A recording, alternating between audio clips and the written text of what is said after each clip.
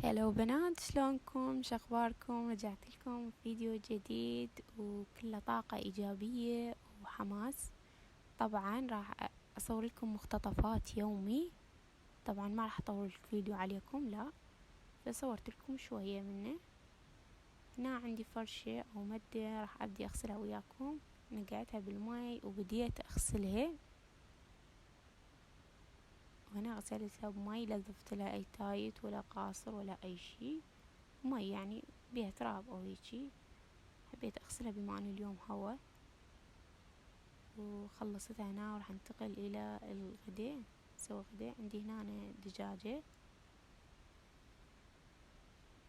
طبعا منظفها وقاصها بالدجاج ومكملها.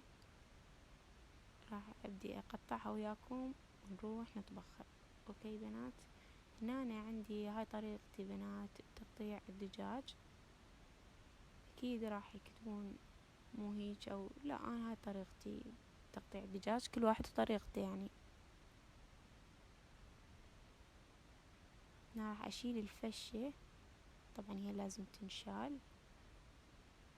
راح أشيلها وأبدي أقطعها وياكم.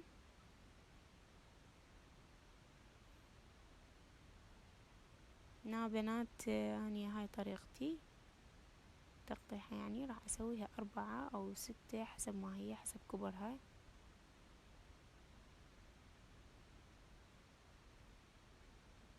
راح أترككم شوي ويا الفيديو. هنا خلصت بنات وراح أبدي أغسلها بعد ما خلصت تقطيعها.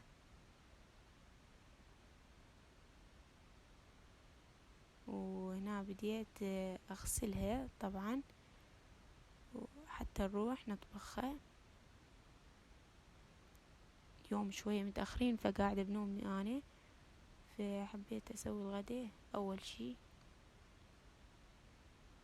هنا غسلتها، بديت أغسل بيها، وهنا راح أطبخها. هنا ضفت دهن، طبعا ما نستخدم زيت، أستخدم دهن جنة، كلش طعمه وريحته نكهته كلش طيبة بالأكل.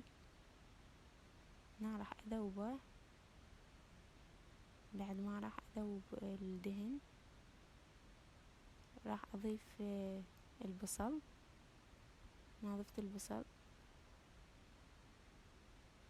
ما أحب البصل قطعة هيك يعني ناعم، أحبه بهالشكل على التشريب الأصفر. وهنا ضفت نوميتين بصرة، العفو، وعود واحد من الدارسين. دارسين مطحون إذا عندكم هم عادي، أنا أحب نكهته على الأكل. وبعد ما راح شوية بس أذوب العفو، بس أذبل البصل. نضفت الدجاجة بأكملها ونحمسها شوية. إذا أحمس البصل هواي فراح يحترق ويا الدجاجة، بس أنا حبيت أذبله حتى أحمسه ويا الدجاجة. هنا فلفل واحد حار، طبعا ما عندي بهارات نكهة 7 بهار، فاكتفيت بالبهارات الصفرة. وراح أبدي أحمسها. وهنا هيل حتى شوية عمود النكهة، وضفت لها 3 هيلات. وراح أبدي أحمسها. بعد ما حمست بنات راح أضيف الماي، لازم تنحمس جيد بنات حتى الزفارة تطلع من عندها وهيجي. راح نتركها. وانتقلت هنا حتى أنقع التمن، حتى بس تفور التشريب أطبخ التمن مباشرة، يعني قلتلكم متأخرة. فهنا أنا راح أبدي أغسله وأنقعه. هنا غسلت بنات، وش راح أسوي؟ فرغت الماي من عنده. هنا كملت بنات. طبعا التمن تركته يتنقع. وهنا عندي راح أغسل البوتيتة وشوية مسواق، حبيت أصوره وياكم. هنا بنات غسلت البوتيتة. طبعا البوتيتة تجي بيها طين أو تراب، فلازم تنغسل يا تنحط بالثلاجة.